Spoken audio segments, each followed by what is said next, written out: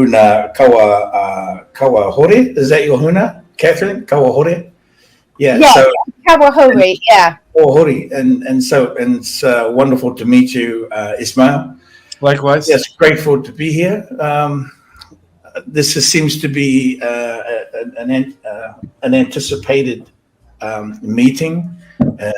Let me say, in the new Earth, it's been anticipated to connect and meet and start to really bridge things together, bridging our information and our memories and our remembering. I myself, Ismail, I am my huna, or my light name, my light expression, because we don't have names, but my expression is Mauta Kumara Taki, which simply means let there be light. And this is an expression. So we share, the expression is the action of light or the movement of light. And this is an infinite, of course, unlimited understanding. And so because I'm always moving around doing stuff, brother, all over in the form and in the formless, people have nicknamed me Huna Flash. And so that's where that comes in. But also now, Taki, the Mauta Kumara Taki, the Taki part also means lightning. It means flash in the Lemurian language. I'm born and raised in New Zealand of Maori descent. I am of Maori descent, which is the sub-tribes of Lemuria, first Lemuria. Okay, and I say first Lemuria, it's a particular moment. And so we are still here on this planet. We have been here for millions and millions of lifetimes, okay, and certainly are known on many worlds as Lemurian. But and so what I share stems from the 4 moments of Lemuria through the 4 moments of Atlantis into our modern world. I was tutored in the mystery schools of the Manuariki, which means the school of the special bird, by my elders I initiated over 30 plus years ago. But I awoke into the information and the sharing at age 6 and 7, where the Lemurian giants were in my backyard, which was a mountain range, speaking and talking and connecting. Of course, not just to myself, but as Maori, we are always connecting into our lineages. We're always constantly connecting to energies, vibrations, frequencies, and the magnetics. This is our life from a young age of 3. We are tutored to speak to who we are and speak the truth of who we are and share that information. And so my connection to the Lemurian giants, in particular, there's a particular tribe of giants known as the Rongo-Kako. Okay, Rongo-Kako, they are the ancient ancestor giants from first Lemuria, 600 million years ago. Of course, it's a lot more ancient than that. But I speak from the information as we've landed on the planet from that moment, as we've come into being over 600 million years. And so I have quite an extensive living library of the 4 Lemurias and the 4 Atlantises and where they came in and went out and all these changes that took place for all of the civilizations, including, how they named certain civilizations. And also from all of that, from all the gathering, I suppose, over these past 3.5 decades, as I have been doing the work, that the gathering of all the informations are now put together so I can share it in a way. A long time ago, I was asked to share, and I'm like, share what? I don't have anything to share. Neither do I want to. Yeah, I was a young shaman, a young huna. Like, I don't want to share with anybody. I got work to do. I got things to go and do. But I found out over a couple of decades that it wasn't actually about me sharing. It was about what I was going to receive in the gifting from the journeys. And so my 3.5 decades spans traveling the world through the sacred grids and the sacred sites, clearing and doing and sharing the modalities of Lemuria, and also the operating systems of Lemuria. Now, we come to this modern age now where so many people are searching and so many are coming. There are so many that have been coming to the House of Huna. The House of Huna is my organization. And so many have been coming to receive an activation, an initiation of memory through service beyond self. And I always speak to service beyond self. And within the service beyond self, there's opportunities to have service for self through this action. And so we do a lot of traveling. When those are initiated into Huna through the Great Seal, many are attending locations and the work that I do, which is resetting Stargate frequencies, closing down the old and resetting the new, closing down access points from the second dimension, which is to many of you speak of as the underworld. So shutting down access to these nefarious actions. So a lot of this has been taking place, but not only myself, many have been doing the work for a number of years, and we are starting to find each other. Yeah. And we are starting to find each other, and I'm grateful for this channel and this new technology. I remember back in the day when I was first out doing processing and clearing, especially in the Native American communities. I did a lot of work all over the Turtle Island, the Honumotu, and I would have to go in, help, and this was just word of mouth, right? And we never had, we barely had a phone back in the day, and we just had slow mail. But somehow word of mouth got around through the different elders and the different tribes. Oh, there's a Maori elder. He's coming this way, catch him, see what we can do. So I would show up, and then I would do clear the property. We need help with our home or the longhouse. We're going to clear the property, help clear the families. And then we would have to I used to have to report it back to my mystery school, to my elders, and I would have to write all of the information. Who was the lineage, what I did, how many in the family, who are the grandchildren, and all these things, and write it down, and then send the mail off. And then really the only Instagram I had was a Polaroid camera at the time, which was a big deal. So I would take an instant photo, and I would have a photo, and then I would send all that information off over to my elders, and then I wouldn't even know if it got there. But then I wouldn't know until maybe 3 or 4 months later. Yeah, we got your mail. Okay, thank you. All right. By then, there's already been, many families that I've attended to over that short period. But now today, here we are, utilizing this very powerful technology of the telepathic system, or what I refer to as, and it can be, and I refer to this opportunity for this system to move into 24G, because I feel like we need a lot more power than this 5G. To really bring all our information in so people can really receive it. Now, I'm not talking about the effects of the G forces, the effects of the microwaves, and all of these can be transmuted anyway. But we are now moving into an area where we are communicating nanosecond by nanosecond, instantly in the fractal, deep inside the primary in our dreams, and in our walking states as well. So this technology right now to connect to everybody and connect to yourself, it's an incredible opportunity, people. It's an amazing opportunity right now. It's not just amazing to be here, because there's a huge lineup to trying to come into this planet and be here right now. A massive waiting list, right? Of many souls and many beings. You see all these starships coming in and out of the stargates, coming all over the place.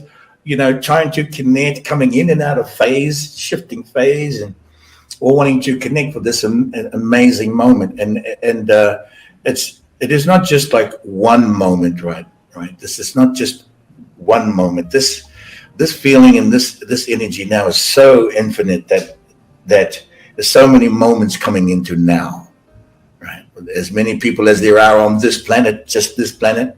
That is how many moments are coming into our reality and into our dream world right now at the fractal level. So I hope I haven't taken up too much time blowing myself up here, but share with you just so we can get started in here. So thank you very much. Welcome everybody. from Runa Kawahori's channel and also from Brother Ismail's channel, and it's such a great opportunity to share. Thank you very much. Wow, that was very fascinating, my brother. Very fascinating. Thank you for sharing that valuable information. I think, and you're right, you mentioned about the oral tradition. That is something that was always related to the ancient mystery schools. And before the dawn of organized religion, right, before the Cabal, or before the Dark Age took power, everything was based on word to from master to student, to Chila. There's different explanations to describe this, but it was all based on this oral tradition that could be actually traceable back to ancient Atlantis, ancient Lemuria. And it's interesting that you talk about the 4 different Atlantis and the 4 different Lemurias. Not a lot of people know about that, because it did go in phases where it had a golden age, and it would go into a dark age, and it would have a golden age and a dark age. I think that's very fascinating to know, because not a lot of people know that these ancient civilizations have been around for, like you said, millions and millions of years. And it's interesting how it's all coming into culmination now. All the different timelines, right? All the different outcomes are all coming into this moment, what they call the 0 point, 0 point field, which is amazing. And this is where they all begin to collapse as one permanent timeline, depending on where our thoughts are, our emotions, where our vibration is. That's where we're going to be ending up in. So it's very fascinating information, my friend. And you mentioned the Lemurian giants. I never heard of the Lemurian giants.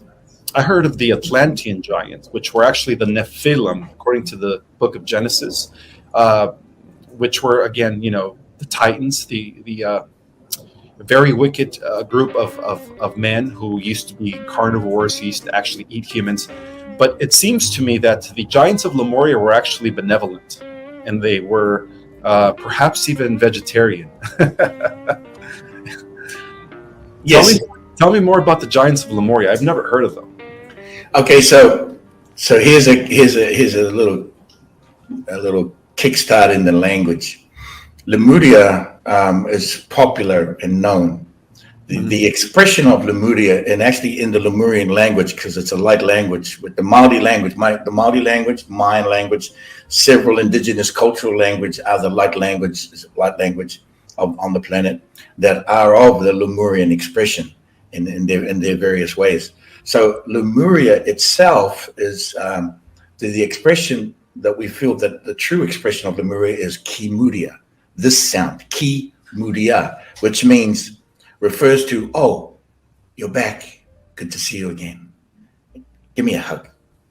Okay. So what is Lemuria's expression is what we're referring to as the first embrace, or the embrace. And in this understanding, and with this expression, the beings coming from light into form were of course anticipated through several creation expressions, right? Until we were able to find the right mix, the ingredients to be able to house and store our source energy. It required a large body to hold this energy. And so source energy, we required the giants. And so when I say the tribe of Rongo-Kako, this is millions of years before the Nephilim. Mm-hmm. Okay, so the Nephilim being of the story from Gemini? Genesis, sorry. In the times of the experiments, in the times of the Garden of Eden, in the experimental stage. That's what those beings were, in my understanding. They were great, they were grandchildren, were descendants of the giants of the first embrace. So we speak to this race of giants as Rongo-Kako, which means those who stood for peace. The giants we stood for peace when we entered. And yes, certainly not non-carnivore, of course. As our expressions began to, I can just say, evolve, if you like, but also we're in through the creation of many types of beings that were going to be holding source energy. The expressions had to be understood and known. What is it like to eat another being? That had to be known. What is it like to just be what do you call it, a vegetarian? What is the word for that? I forget what the word is for that. But yes, so we just had to learn and express these things as we came down through the millions of years of understanding. I won't say just evolution, because I understand that what our intentions and how powerful our intention is. I have a very strong understanding of that, and what we create and what we created. And we did create, once we were able to understand how we were going to harness the source energy into certain beings, we created beings. Okay. Mm-hmm. And we created them in the second dimension to come up into the third dimension, utilizing element from the first dimension. Okay, so this pure dimension, this dimension of pure elemental energy had no intention at all. It was just pure, much in the way water is, until you put your finger in it and cause it to have a memory. Okay, which is known, right? This is a Lemurian thing, and so first dimension. Then we bring the elements up to second dimension, and there's the mix happening in the second dimension, all kinds of beings being created. And our intention is placed there to create what we need to understand and bring into materialize in the third dimension, in the physical, to bring to the birthing stage. We're at a point now that we have had these lessons actually at least a few Atlantises ago, and at least one or two Lemurians ago. We had this already. Okay, but of course, how much more do we need to experience and learn, on how much more of it, and what percentage of this is manipulation and agenda? And so these things started taking place, and I might say more prevalent in the last 3 ages of Atlantis. Certainly Atlantis 2, when it came into the Mesopotamia area and around there and over to Africa. So so the giants would, for me, from Kimuria, would be the ancient ancestors of the Nephilim. And the Nephilim didn't show up until the time of the garden, right? And the expressions of 6 to 10,000 years ago. We know that the giants are still here on the planet right now. And from those experiments, they recently ran into one in Kandahar a few years back, which is a carnivore, so a Nephilim being. Yeah. These are just expressions, though, because just like a lion needs to eat, he's going to eat. A giant's going to eat what the giant's going to eat. But these beings were also from creations of experiments and interference and interruption as well. Mm-hmm. I don't know if I answered that question, but. It's interesting what you were saying about all that, Huna, because Ismael, your Instagram, if anyone isn't following Ismael's Instagrams, the links will all be below, because it's absolutely brilliant. You put out very regular information on there. But I heard you this week, Ismael, talking about the rising from the sea or volcanoes of ancient civilizations. How does that fit into what Huna was just describing? I'd love you two to cover that. Well, these are the lost 10 tribes of Israel. They are breakaway groups that are now hundreds and hundreds of years ahead of the surface world in technology and in spirituality.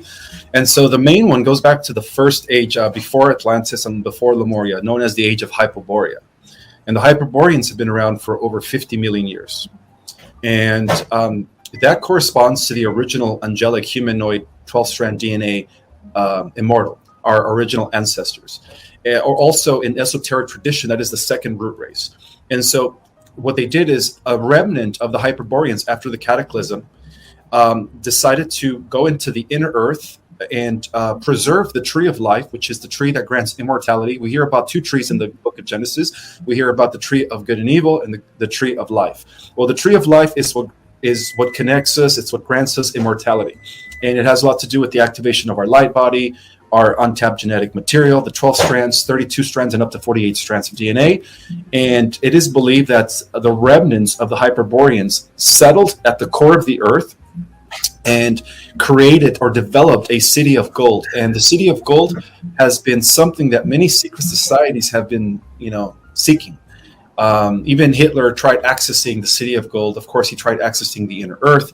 But we're talking about a civilization that is older than Shambhala, that is older than Agartha, and it is connected to other civilizations that are also existing in the oceans. So we do have brothers and sisters that have developed the ability to actually breathe underwater. And this is where we get the concept of merman and mermaid. So we do have an advanced oceanic civilization. Actually, we have several of them that are coexisting in peace deep in the oceans. And we also have another civilization that is now activating over in the region of Antarctica. And they're all connected via this Golden City. The Golden City is like the central hub of these, parallel breakaway groups that are existing within the Earth. And so due to the rise of the planetary frequency, it is believed that these civilizations are being forced to now come up. And many believe that that is what's causing a lot of the volcanic activity. So from a third dimensional perspective, we see it as lava, but from a fourth and fifth dimensional perspective, it's a beautiful, glorious civilization of gold. And so this also ties into the giants, not the giants of Lemuria, but the giants of the of Atlantis, the evil giants, the Titans, the ones that were ruled that were under the direction of Kronos being planet Saturn, and it is believed that they had been sleeping for thousands of years, and that they were programmed to awaken at the end of the cycle, which is any day now. So there's many rumors going around right now that the elites are trying to find where these giants are, because these giants are supposedly their progenitors. This is the progenitors of the Cabals, the Titans. And so, some people call them the elongated skull people. There's different interpretations, but they range from anywhere from 12 feet to about 36 feet. So they're huge. And this also ties in with the return of the guardians of the Hyperborean age, which surfaced during the times of Atlantis as the Olympians. And it is believed that now, through their descendants, the Olympians, because they did establish a bloodline after the fall of Atlantis, we see that bloodline throughout history as the line of King David, Solomon, and then Jesus and Mary Magdalene. And of course, whoever those descendants are, those are the third dimensional counterparts of the seventh dimensional Hyperboreans, or Atlantean heroes of old, whatever you want to call them. And they are believe that they're about to merge with their physical counterpart on the surface level to, again, strike down these Nephilim, or these evil giants that, on waking up, of course, they're going to try to, cause a lot of disasters and stuff. So that's what those are the downloads that I've been receiving in the last few weeks. And then there's many people out there in the disclosure community who actually have confirmed that a lot of, interesting things are unfolding due to the rise of these ancient civilizations and the reawakening of the Nephilim. So, just fascinating. I can't wait to hear yours. If I could, and we don't have much time with brother, I would like to pinpoint. I'd like to pinpoint timelines here. Now, we talk about first light, which is when Pleiades rises from the position of New Zealand and goes to the North Star. This is called the Matariki. We refer to Pleiades as it's 9 planets, and it rises from the moment the light touches New Zealand every season, or when it touches it rises to the North Star, to Toke. Now, we refer our alignment in Lemuria to counterclockwise rotation, and New Zealand was not always in that position where it is now, right? It's been in that position for over 550 million years, according to proper geologists and master geologists and knowledge. Before it was in where it is now, which is known as Lemuria, it was with Hawaii before there was a Hawaii. In that location. So when it was in that location, that was the last time it was in that location, was when Lemuria first began, which is on a mountain called Mo'au. This means the mountain of the world. And that location of Lemuria, first Lemuria. So I want to get this timeline to stick here, because there is a movement in it. And I understand everybody's memories has these movements. This is first Lemuria, 650 million years ago. When New Zealand was with Hawaii together, there was no Hawaii, there was no New Zealand. It was known as Mo'au, which means the mountain of the world. And that mountain was 33 miles high. And our technology was created from in zero temperatures at the top of that mountain, which is where now the remainder of Maui is in Hawaii. We don't have much time to get to all this. So let me set this timeline, because the next time when Lemuria came down 100 million years later, 150 million years later, New Zealand shifted to its current location. And then the birthing of Turtle Island and what you know as Western Europe, Ireland, England, and the UK started birthing.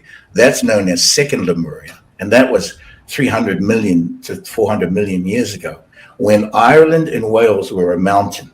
Mm-hmm. Okay, and I've been there. I've been to Dingle Harbour. I've been to the caves. I've been to the mountains, and I've studied those things. And the stone which the Stonehenge was created from when Wales and Ireland was one mountain. This is the movement of the mountains I'm referring to. When the movement of the mountain, the blueprint mountains, shifted 4 times, it is now in the location more known as the Himalayas, which is part of 3rd and 4th Lemuria. This is spanning 600 million years before Atlantis even began.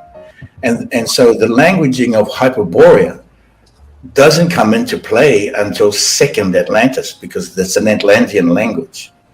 You see, so when we talk about having the languaging that you're sharing and others have been sharing, it doesn't match the timelines of Lemuria. It does match certain things that happened, earthquakes and the movement of the tectonic plates, Papatuanuku moving around, in other words, or the Nara dragon, which is the earth dragon, the 2-headed dragon that shifts all plates we spoke of, which is another Lemurian being. That the 5 out of the 5 root races, the names, certainly expressions, again, if it is to be back to light source with before confusion, then there is light expression beyond names. In other words, the Atlantean language which is distorted and carried light distortion, needs to move back to Lemuria to come back to the place before confusion. And we reset our timelines. Now, Sanat Kumara and the Kumaras, which simply means the crystal of the light of days, was set in position Shambhala. And Shambhala was set 60 million years ago, when we were just coming out of our wars from Lemuria 4. See, there's a reason. I live in Mexico here in the Yucatan, and I moved here 5 years ago. I'm now a Mexican resident. But the reason I moved here is before the civilizations of Atlantis and the Mayans and the Aztecs, this was Lemuria 4. And at the time when we were at war, we were warring from the wars of Orion. The Orion wars lasted a long time. And there were different times that were coming back in the Vegan wars, the Lyran wars, and these star systems, right? Now, Lemuria 4 was the moment when the Gulf of Mexico was created. Okay, this was not a natural occurrence. This was the comet was a weapon, and we were at war. And many times we were able to use star systems and planets as weapons. We could throw them around all over the universe. And this is what was happening. Many star nations were warring, and they were using kinds of technology. Now, when the Gulf of Mexico was created, which was over 60 million years ago, this is when the Kumaras came in and proclaimed that Lemuria 5 will return. But it will be the last time Lemuria 5 will come after Atlantis falls. And so Atlantis spread across 60 million years after 65 million years. And these last few million years of Atlantis civilizations, we have the languaging of Hyperborea, Olympia, the Greek and Roman language, and these are draconian languages. These are brought in from the Anunnaki and the Archon expressions through the DNA. They operate at the 10-strand DNA, right, as you know. Which is tutored through the Kabbalah, okay, in a little place called Savat in Jerusalem, where I did go to speak and confront the rabbis. We sat and we had meetings with the rabbis to talk about these things, and so over this period, these names and the experiments at the Garden and the Garden of Eden laboratories, the DNA of the Anunnaki and the Draconians and expressions were input into the DNA that which is the Europeans now, and it happened a long time ago. We're certainly helping it to move out of the 10 strand and activating the 12 and the 24 for sure. And I have a lot of work. I'm part of this too as well, located on the planet with the stargates. There are 48 stargates in the New Earth system, which is known as the Mortu grid.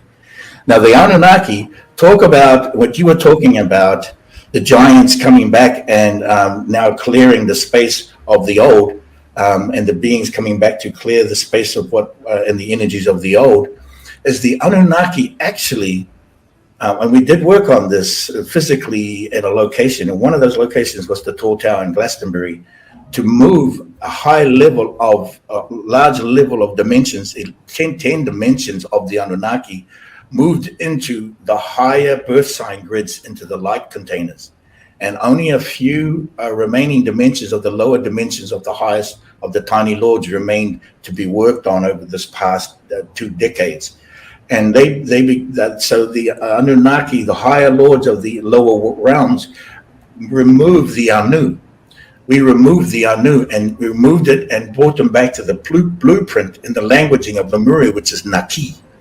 Now, Naki means the force, energy, an abundant of light source energy, Naki, which is now being lended back to the light workers and the source work and the beings of light now. So Anu is which refers to the people on the beings on the earth. Anu refers to the beings that have landed on planet. That has been cleared, and now the Naki are coming back in, and people are certainly might have memories of this, but I might even recognize them as Anunnaki, but and there may be some of them still remaining, but mostly the energy of the Naki is now working for the light in the second dimension. This is some of the work we do in the second dimension to know these things. We go to the second dimension, we go to portals and alignments on the grid to go there and physically take a team there, and we go in. And so some of this languaging of Hyperborea, and that comes from those times of the manipulation of the DNA. And can I say it be trusted? Not that it needs to be trusted or to be, but it's certainly this conversation you and I are both having.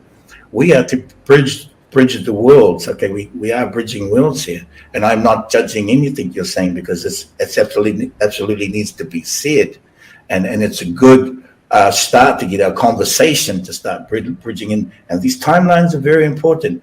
Certainly because of the 48 stargates that are being set up within the Mortu grid and the Lemurian birthing system, which we are moving towards.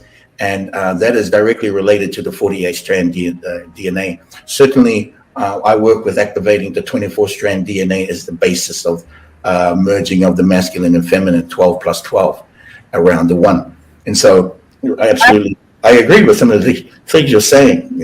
I think so we work on some of these timelines. Sorry, Una, what were you saying?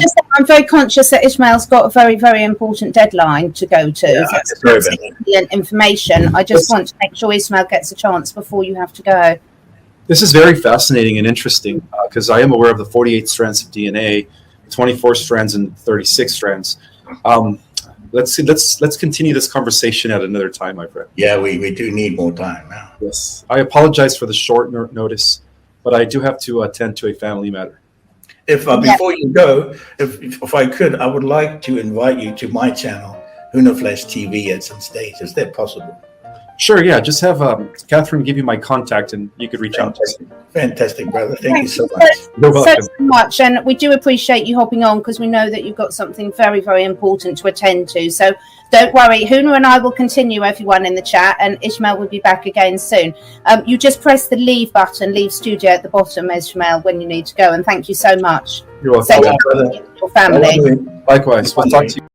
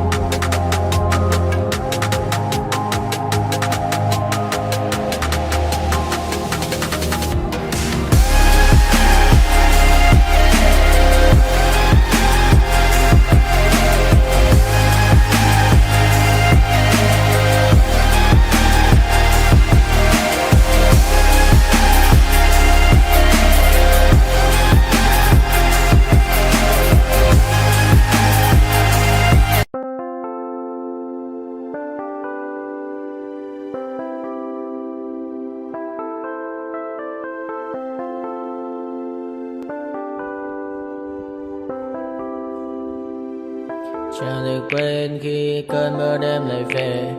Em đã quên lời thề và ta như đông chìm sâu. Không còn mơ em anh nhận màu. Anh chỉ cần mơ đâu em chỉ còn là những cơn mưa vô giá. Cho bên mơ em không mơ anh. Anh một đêm mơ chỉ cho bên em không được cần nhớ. Và chỉ thôi không còn nhớ và người ta bên nhau như ngã thơ. Muốn nhớ về say em chỉ còn với em ở đây. Và anh như muốn chết đi nhưng không muốn em mãi mãi. Tình yêu làm cho ta đau đầu. Không em như nằm hâm mộ. Anh như đứa mong cầu và vui bên em hôn sầu. Chắc có mãi mãi mà mơ. Chỉ có bên em nhưng đừng có mơ. Em vẫn đang dài. Em muốn bên ai. Anh không mong gì hơn. Chỉ mong em sẽ ở đây ôm anh thật gần. Anh chỉ mong đôi ta được có nhau. Và đừng em đâu anh có em. Muốn em bên ai có em. Ta sẽ trao nhau môi hôn thật sâu. Ôm anh.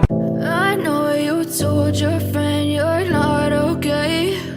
And tell me what's wrong and why you never said you felt that way.